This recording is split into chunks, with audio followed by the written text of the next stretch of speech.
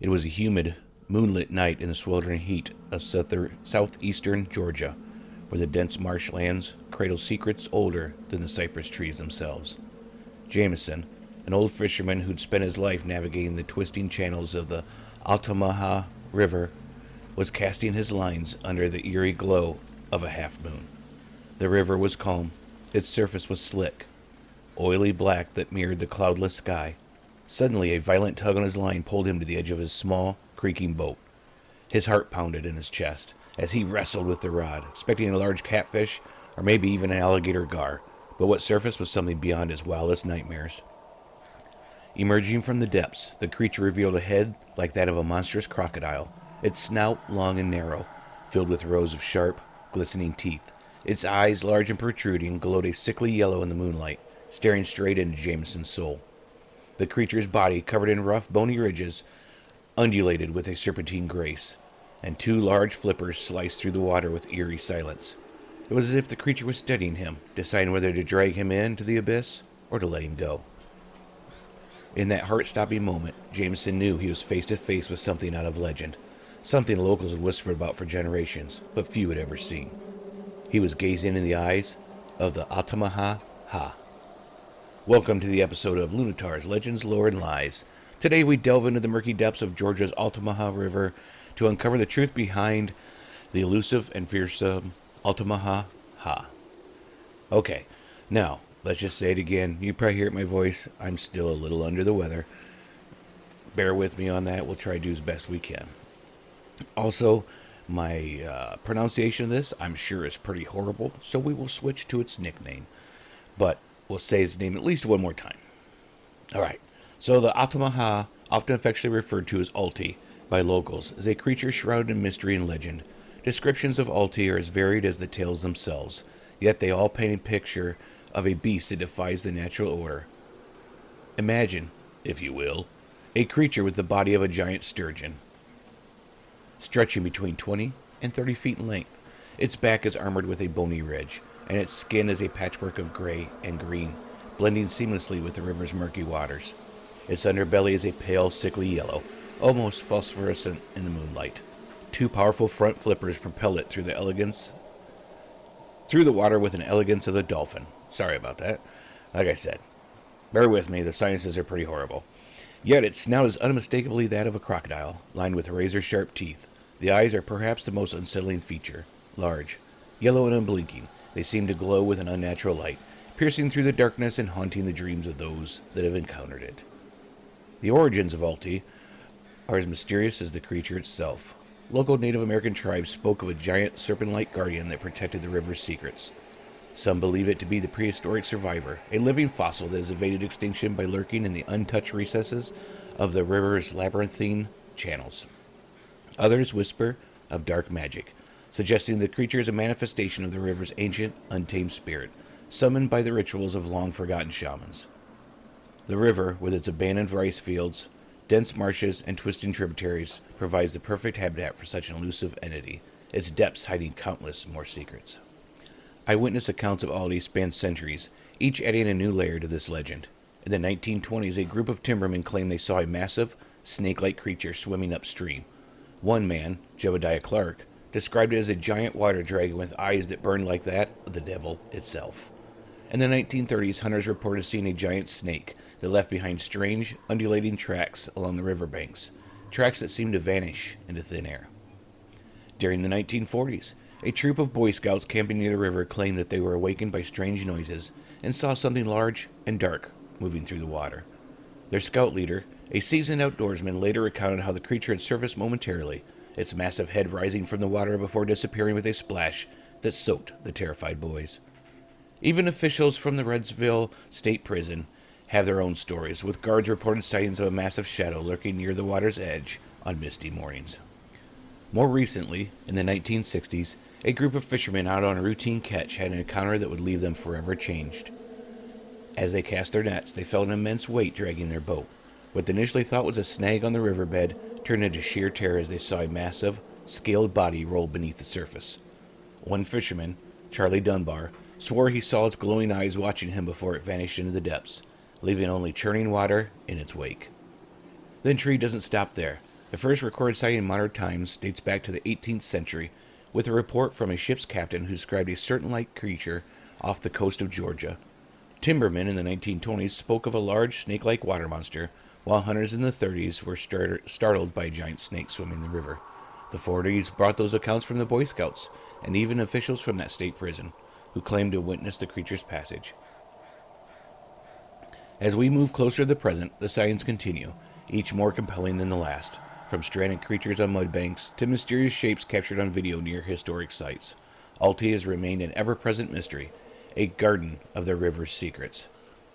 But what lies behind these sightings? As we transition from the tales told by the river's edge to the quest for understanding, we find ourselves asking, are these accounts merely the product of overactive imaginations, or is there something more tangible behind the legend of this creature? In the world of cryptozoology, the creature represents a particular fascinating case. Unlike the fleeting shadows of other legendary creatures, Altie's presence is anchored by a river, a living, flowing entity that has shaped the land and the stories of those who dwell by its banks.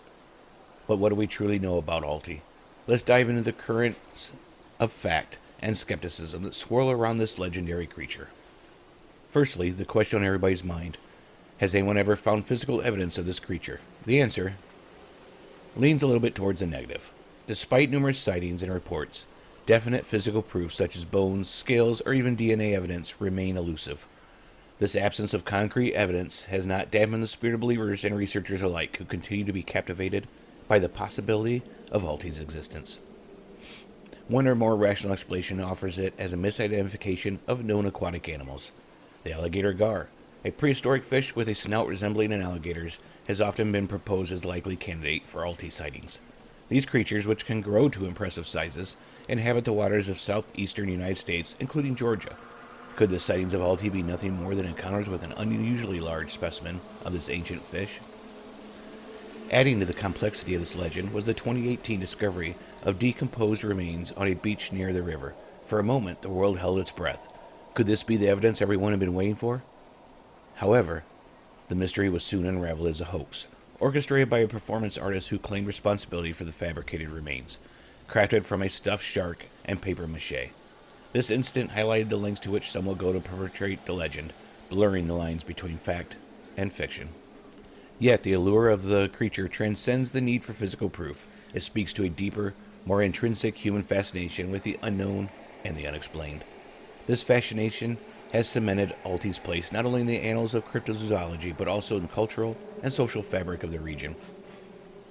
As we transition from search for tangible evidence to the exploration of Altie's role in culture, we find a creature that has inspired more than just fear and curiosity. From sculptures and art to festivals and folklore, the creature has become a symbol of rich biodiversity and storied past of the river's region. Altie isn't just a whisper in the dark or a shadow beneath the waves. It has emerged as a symbol of the rich, diverse ecosystem of the river and its surrounding areas. This legendary creature has inspired a sense of wonder and curiosity that permeates their local culture, manifesting in various forms of artistic and communal expression. In Darien, Georgia, the heart of Altie's legend, the creature is celebrated not only in stories but in tangible symbols of community pride. A notable example is a sculpture of the creature crafted by local artist Rick Spears. Based on eyewitness accounts and descriptions of the creature, this sculpture stands as a testament to the community's embrace of their mysterious river resident. It invites visitors and locals alike to ponder the line between myth and reality, offering a focal point for photographs, conversations, and of course, speculation. But Altie's influence extends beyond sculptures into the realm of festivals, educational programs, and even local businesses. The creature has become a mascot of sorts, a way for the community to rally around the unique aspects of their natural environment and history. It's a reminder of the mysteries that lie just beneath the surface, waiting to be explored. The Altamaha-Ha River, like I said, I know I'm murdering that, but I thought I'd say it one more time, itself is one of Georgia's national treasures, and Altie's legend has played a role in the drawing attention to the need for conservation and appreciation of this vital waterway. Through the lens of folklore, we're reminded of the importance of preserving our natural habitats, not only for the sake of legends that might inhabit them, but for the real, diverse species that call these areas home.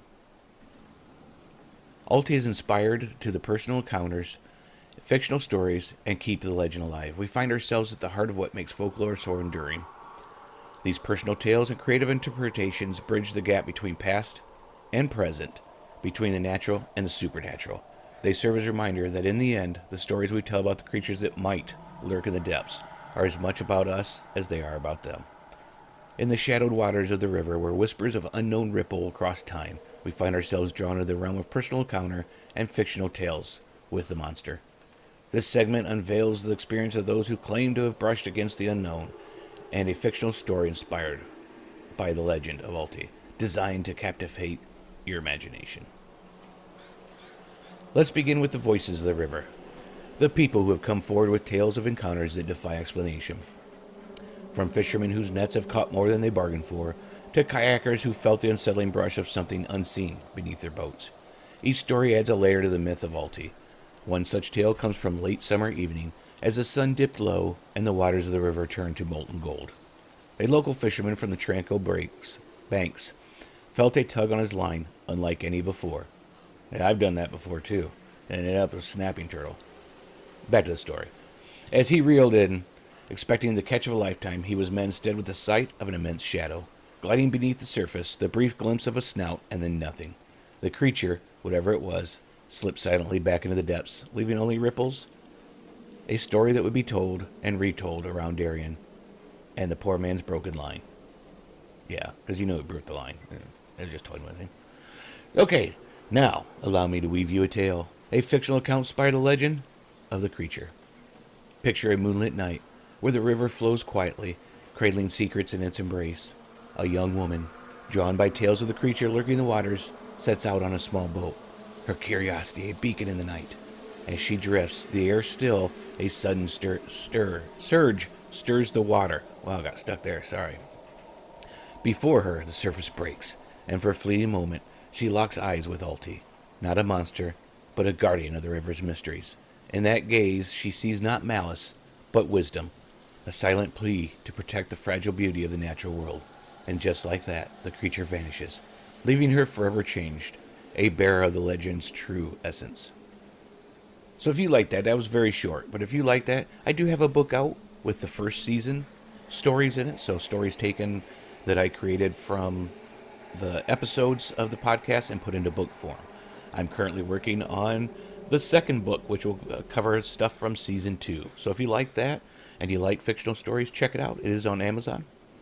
And it is Lunitar's Legends, Lore, and Lies, Season 1.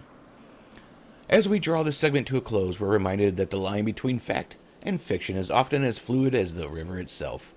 The personal encounters, whether real or imagined, and the stories inspired by Altie serve not just to entertain, but to connect us to a place, to its history, and to each other.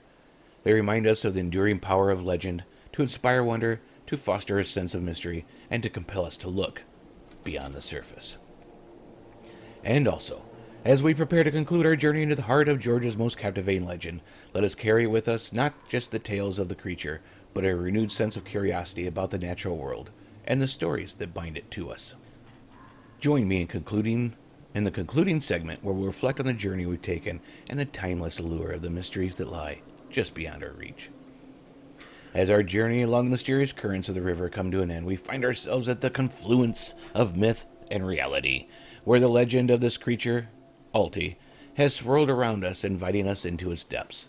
Today we've navigated through the tangled marshes of lore, dipped our oars into the waters of personal encounters and a fictional tale, and emerged with a story that is much part of Georgia as that river itself. The creature represents more than just a cryptid lurking beneath the surface. It embodies the human fascination with the unknown, the natural beauty of the river, and the cultural heritage of southeastern Georgia. Through this tale of Altie, we're reminded of our enduring connection to the natural world, a bond that compels us to explore, to question, and to marvel at the mysteries that lie just beyond our understanding. As we part ways with the river and its most elusive inhabitant, let's carry forward the spirit of curiosity and willingness to embrace the unknown. The legend of the creature is a reminder that the world is still full of mysteries waiting to be uncovered, stories waiting to be told, and adventures waiting to be embarked upon. Thank you for joining me on this expedition to the heart of one of Georgia's most captivating legends. May the tale of the creature inspire you to seek out the mysteries that lie in your own backyard, to listen to the whispers of the natural world, and to keep the flame of wonder alive in your heart. Until next time, adventurers, keep exploring, keep questioning, and keep the legends alive. Thank you for joining us.